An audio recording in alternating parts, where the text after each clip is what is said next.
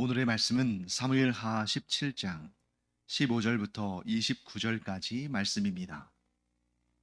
이에 후세가 사독과 아비아달 두 제사장에게 이르되 아히도벨이 압살롬과 이스라엘 장로들에게 이러이러하게 계략을 세웠고 나도 이러이러하게 계략을 세웠으니 이제 너희는 빨리 사람을 보내 다윗에게 전하기를 오늘 밤에 광야 나루터에서 자지 말고 아무쪼록 건너가소서 하라. 혹시 왕과 그를 따르는 모든 백성이 몰사할까 하노라 하니라.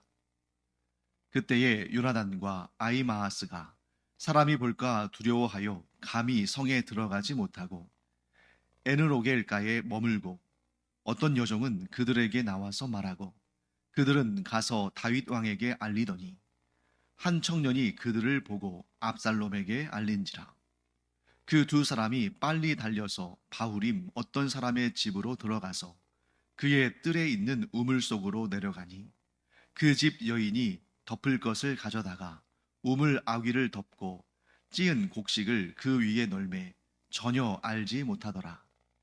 압살롬의 종들이 그 집에 와서 여인에게 묻되 아히마아스와 요나단이 어디 있느냐 하니 여인이 그들에게 이르되 그들이 시내를 건너가더라 하니 그들이 찾아도 만나지 못하고 예루살렘으로 돌아가니라.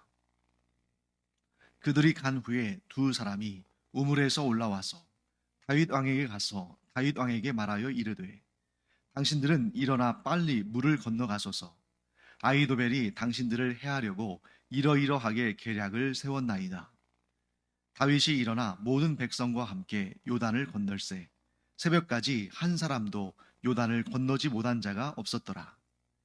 아히도벨이 자기 계략이 시행되지 못함을 보고 나귀의 안장을 지우고 일어나 고향으로 돌아가 자기 집에 이르러 집을 정리하고 스스로 목매어 죽음에 그의 조상의 묘에 장사되니라.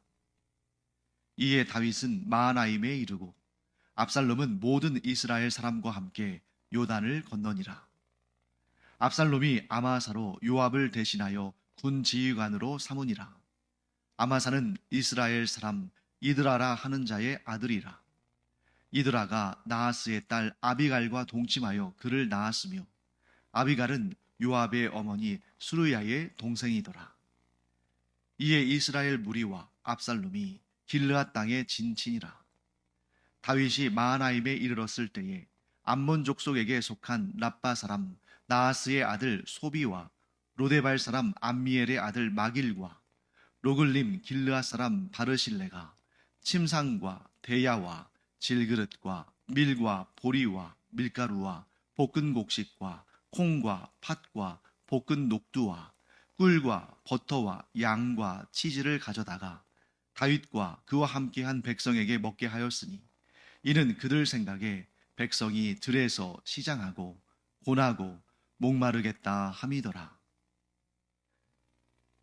하나님께서는 후세를 통해서 아히도벨의 모략이 어리석은 것으로 보이게 하셨습니다. 사실 아히도벨이 꾸며낸 그 계략은 다윗을 제거한다는 그 목적에 비추어 봤을 때는 가장 적합한, 가장 뛰어나고 훌륭한 계획이었습니다. 다윗이 요단강을 건너가기 전에 감람산을 올라갔다가 내려가서 지금 지치고 힘든 그런 상황 가운데 다윗과 그와 함께한 사람들을 급습하면 그들이 뿔뿔이 흩어지고 다윗만 제거하면 나머지 이스라엘 사람들은 그들도 결국 압살롬의 백성들이 될 것이다 하는 것이죠. 그런데 후세는 압살롬의 그 허세, 그가 자기를 높이려는 그러한 교만한 사람임을 알고 그것을 역으로 활용해서 이스라엘 전역에서 수많은 군사들을 모으고 그래서 마치 이 이슬이 땅에 내려앉듯이 그 압도적인 전력으로 다윗을 완전히 다윗과 그와 함께한 사람들을 완전히 진멸하자 이런 계획을 냈죠. 자, 그때 압살롬은 아히도벨의 계략은 물리치고 후세의 계략을 선택합니다. 자, 그러면 일이 잘 된 것 같이 보이죠? 그래서 이제 다윗이 도망칠 수 있는 충분한 시간을 확보했고, 또 군사들을 모아서 재정비해서 반격할 수 있는 그런 기회를 얻는 것으로 보입니다. 자, 그런데 여기에서 좀 이상한 내용이 등장하죠. 급한 불을 껐습니다. 그리고 다윗에게 시간을 벌어줬고, 다윗이 반격할 수 있는 그런 기회를 얻도록 후세는 자기의 입장에서는 할 수 있는 최선의 일을 다했습니다. 그런데 후세가 어떻게 말하냐면, 사독과 아비아달 이 두 제사장을 불러서 그들에게 지금까지 일어난 일들, 아히도벨이 어떠한 책략을 냈고 나는 또 어떠한 책략을 냈는지 그런 내용을 다 전한 다음에 사람을 빨리 보내서 다윗에게 이러한 전가를 보내라. 오늘 밤 광야 나루토에서, 즉 아직 요단강을 건너지 않고 그 앞쪽 광야에서 자지 말고 그 밤에 속히 요단강을 건너서 요단강 동편으로 나아가라. 그렇게 하지 않으면 혹시라도 다윗 왕과 그와 함께한 사람들이 다 몰사할까 두렵다. 이렇게 말하는 것을 보게 됩니다. 자, 분명히 압살롬은 아히도벨의 계략을 물리치고 후세의 계략을 선택했습니다. 보통 좀 지금은 이제 시간을 좀 벌었으니까 안심할 수 있다 이렇게 생각할 수 있는데, 후세는 그렇게 하지 않고 아주 신속하게 소식을 전하고 다윗에게 오늘 밤도 지체하지 말고 오늘 밤을 넘기지 말고 곧바로 요단강을 건너라고. 사실 그 밤에 요단강을 건너는 것이 쉬운 일이 아니잖아요. 그런데 이 날을 넘기지 말고 바로 강을 건너라. 그렇게 하지 않으면 몰살당할 수 있다. 좀 앞뒤가 안 맞는 말처럼 보이죠? 그런데 여기에서 우리가 알 수 있는 것은 뭐냐면 후세는 방심하지 않았다는 겁니다. 자기가 낸 계략이 압살롬에 의해서 채택이 되고, 분명히 그러면 시간도 벌고 다윗에게 좀 여유를 준 것은 분명한 사실인데, 그래도 방심할 수 없다는 거예요. 왜 그럴까요? 사람은 완전히 믿을 수는 없거든요. 후세는 압살롬이 비록 지금은 자기의 계략을 선택했지만 또 어느 순간에 마음이 변해서, 아니야, 후세의 계략은 너무 시간이 많이 걸려. 아히도벨의 계략으로 내가 변경해야겠어 하고 얼마든지 마음이 변할 수 있습니다. 그게 사람이죠. 우리도 마찬가지 아닙니까? 우리가 우리 자신을 사실은 잘 모릅니다. 내가 내 감정을, 내 생각을 내 마음대로 조절하지 못하고, 때로는 내 감정이 나를 집어삼켜서 아주 막 극도의 분노감을 표출할 수도 있고, 또 마음이 이랬다 저랬다 할 때 내 마음인데 내 결정인데 내가 제대로 결정하지 못하는 그런 상황도 우리 가운데 있잖아요. 나도 나를 제대로 모르고 나도 나를 제대로 컨트롤 못하는데, 지금 반역을 도모한 자기 아버지도 죽이고 자기가 왕이 되겠다는 그 압살롬의 마음을 어떻게 믿을 수 있겠어요? 후세는 하나님은 믿지만 압살롬은 믿을 수 없었던 겁니다. 그러니 분명히 압살롬이 자기의 계략을 채택했고, 그러면 다윗이 시간을 번 것은 사실이지만, 그럴 확률이 높지만, 그러나 어떤 일이 일어날지 알지 못하기 때문에 하나님은 분명하시지만 압살롬과 사람의 마음은 분명하지 않기 때문에 최대한 빨리 다윗과 그와 함께한 무리가 요단강을 건너는 것이 안전하다, 이렇게 판단하는 것이죠. 그래서 이제 후세는 사독과 아비아달에게 그 이야기를 전했고, 사독과 아비아달은 자신들의 아들들이죠. 아히마아스와 요나단에게 이 소식을 전합니다. 그런데 아히마아스와 요나단은 이 왕궁 안에 들어오질 못해요. 예루살렘 성 안으로 들어오질 못합니다. 혹시나 해서 그들이 잡히면 이제 모든 다윗의 작전이 이제 수포로 돌아가는 거죠. 그래서 바깥쪽에 있었어요. 이 예루살렘 성 안에 있지 않고 바깥쪽에. 그래서 예루살렘 성 안에서 이 아히마아스와 요나단에게 어떤 소식을 전하려면 누군가를 보내야 돼요. 그때 사독과 아비아달은 한 여종, 그러니까 이름도 언급되어 있지 않습니다. 한 여종을 아히마아스와 요나단에게 보내서 급하게 다윗에게 소식을 전합니다. 그런데 또 마침 한 청년이 그 모습을 목격했습니다. 성에서부터 한 여인이 나가서 아히마아스와 요나단에게 소식을 전하고 그들이 급히 출발하는 모습을 봤어요. 뭔가 이상한 거예요. 그래서 그 한 청년은 압살롬에게 그 일을 알렸고 압살롬은 아히마아스와 요나단을 의심하고 그들의 뒤를 쫓도록 종을 보냅니다. 아히마아스와 요나단은 자신들이 쫓기고 있다는 것을 눈치챘어요. 그래서 바후림에 있는 어떤 사람의 집으로 들어가서 그 집 뜰에 있는 우물에 숨었습니다. 그리고 그 집의 여인, 그 집의 이제 안주인이겠죠. 덮을 것을 가져다가 이 아히마아스와 요나단이 숨은 그 우물 위를 덮고 그 위에 찌은 곡식을 올려놔서, 그러니까 곡식을 찌은 다음에 그걸 말리기 위해서 널어놓은 것처럼 이렇게 올려놔서 전혀 그 안에 아히마아스와 요나단이 숨어 있다는 것을 눈치채지 못하게 만들었죠. 그리고 압살롬의 종들이 아히마아스와 요나단이 어디로 갔느냐 하고 물었을 때에 그들이 시내를 건너갔다. 이렇게 말해서 압살롬의 종들을 따돌렸습니다. 그래서 이 아히마아스와 요나단은 무사히 다윗 진영에 도착할 수 있었고 그 급한 전가를 보내서 다윗과 그와 함께한 사람들이 다음 날 새벽 곧 해 뜨기 전까지 모두 그 밤중에 요단강을 건너서 요단강 동편으로 나아갈 수 있었던 것이죠. 자, 여기에서 우리는 아주 중요한 사실을 하나 알게 됩니다. 자, 여기에서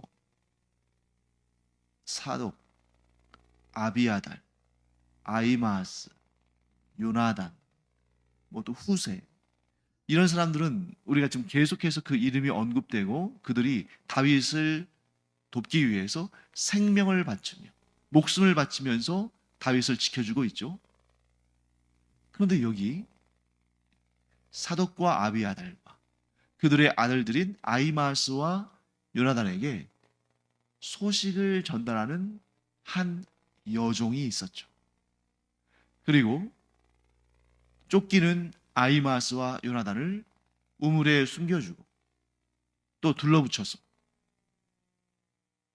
그들의 생명을 살려준 또 바후림에 있는 한 여인도 등장하죠.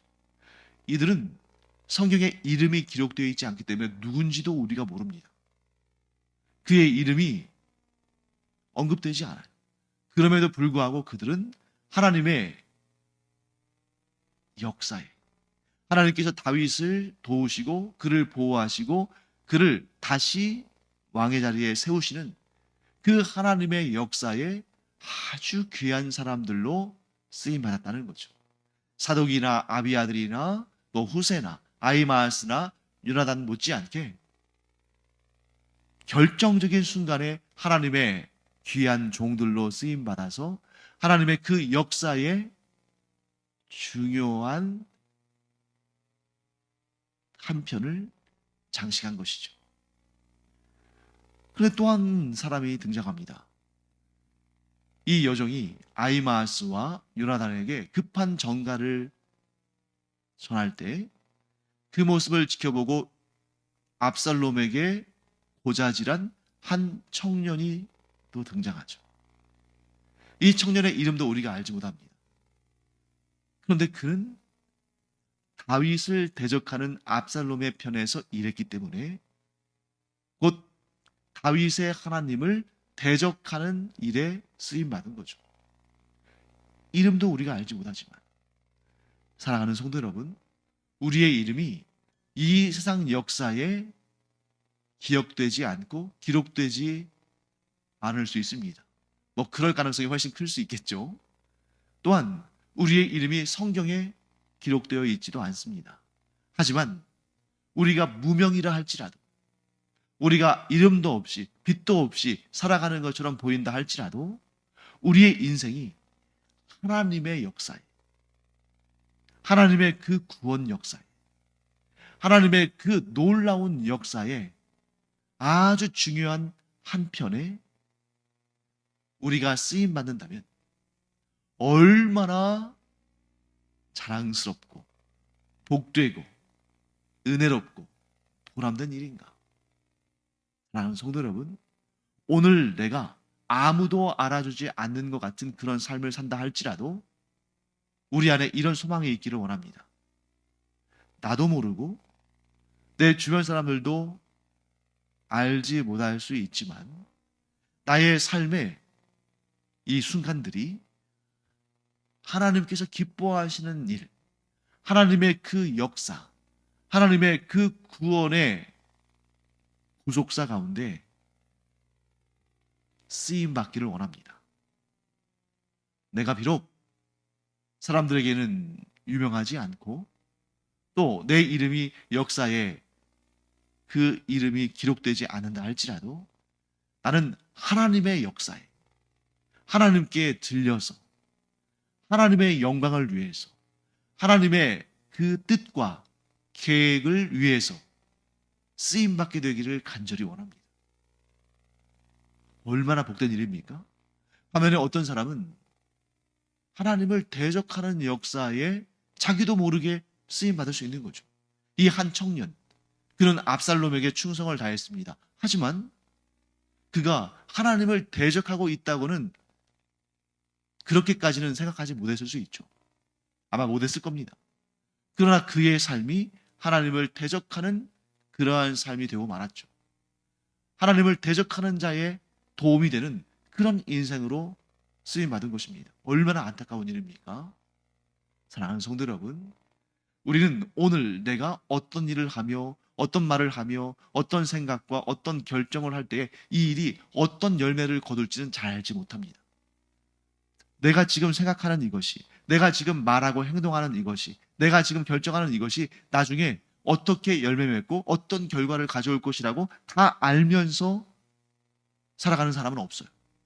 그런데 우리 마음속에 이러한 간절한 기도가 있기를 바랍니다. 하나님, 지금 제가 생각하고 말하고 행동하고 결정하는 이 모든 일들이 하나님을 대적하는 일이 아니라 하나님을 기쁘시게 하는, 하나님의 뜻 가운데에 하나님의 편에 서서 하나님을 영광스럽게 하는 그 일에 쓰임받기를 원합니다. 그래서 하나님께 존귀에 쓰임받는 우리 모두가 되기를 간절히 축원합니다. 자, 이런 여러 사람들의 생명을 건 수고, 다윗을 위해서 생명을 걸고 그를 도운 이런 사람들이 있었는데 그들은 하나님의 귀한 도구로 쓰임받은 것이죠. 그래서 그들의 수고와 그들의 희생으로 말미암아 다윗과 그와 함께한 사람들이 안전하게 요단강을 건널 수 있었습니다. 자, 이것은 뭘 의미하냐면 아히도벨의 책략이 더 이상 의미가 없다는 것을 말하고 있어요. 다윗이 요단강을 건너기 전까지는 아히도벨의 계략은 여전히 유효합니다.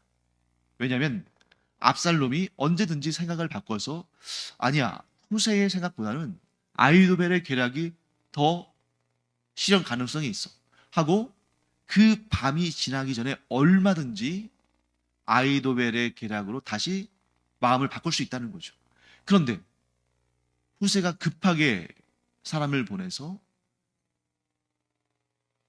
다윗과 그와 함께한 사람들이 이미 요단강을 건넜기 때문에 아히도벨의 계략, 곧 아주 신속하게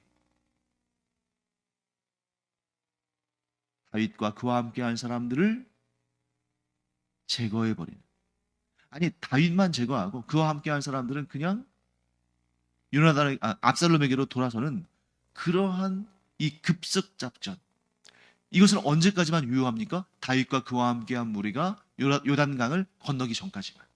그런데 다윗과 그와 함께한 무리가 요단강을 건넜기 때문에 이제 아이도벨의 계략은 아주 정확한 다윗 제거 작전의 최고의 계략이었지만 이제는 의미가 없게 돼버리는 거죠. 그래서 아이도벨은 고향으로 돌아와서 자기 집을 정리하고 자살을 선택합니다. 자, 아이도벨이 자살을 선택한 이유가 뭘까? 뭐 거기에는 아주 복잡한 생각들이 얽혀 있겠죠. 그런데 저는 한 세 가지 정도를 생각해 볼 수 있다고 봅니다.